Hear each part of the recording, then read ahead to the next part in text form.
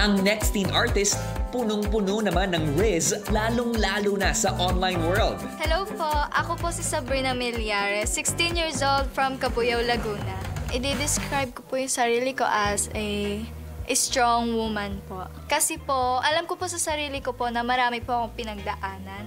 Pero po, hindi pa rin po ako nasuko. Si mami ko po ay isang housewife and si papa ko naman po is isang technician po. Tatlo po kaming magkakapatid po, pang middle po ako. Pinursue ko po yung pagkanta ko po nung 7 years old po ako. Kasi po kasama po ako palagi ni ate po sa voice lessons niya po.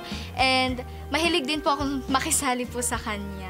Tapos ayun po, sinali na rin po ako sa mga amateur singing contest po. Meron po akong YouTube channel po and FB page po. Ginawa ko po yun, gawa po ng nag-viral po yung isang video ko po sa social media. Viral ko pong video na po yun, ayun po yung Akin Ka Na Lang cover po. Tapos po, meron din pong Pangarap Kong Ibigin Ka na umabot po siya ng 9 million views po.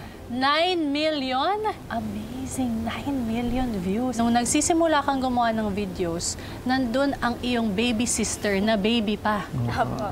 Tapos ngayon, kasama mo siya, pero magka-duet na kayo. Habang lumalaki po siya, madaldal po siya. Tapos po nakikisali po siya sa akin sa pagkanta. So naisip ko, why not? Isali ko po siya sa mga cover songs ko po. And gusto rin naman po niyang sumali. So ayun po, natutuwa rin po ako. Pa, thank you po sa suporta. And alam ko pong nahihirapan ka rin po.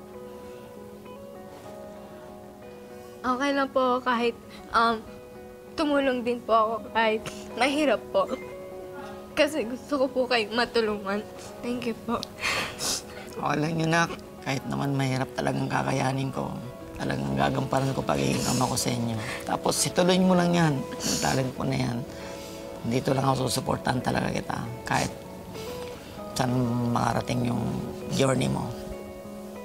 Ngayong sasabak na po ako sa blind auditions po ng The Voice Teens. Excited po ako and medyo kinakabahan. Pero alam ko po sa sarili ko po na kaya ko po.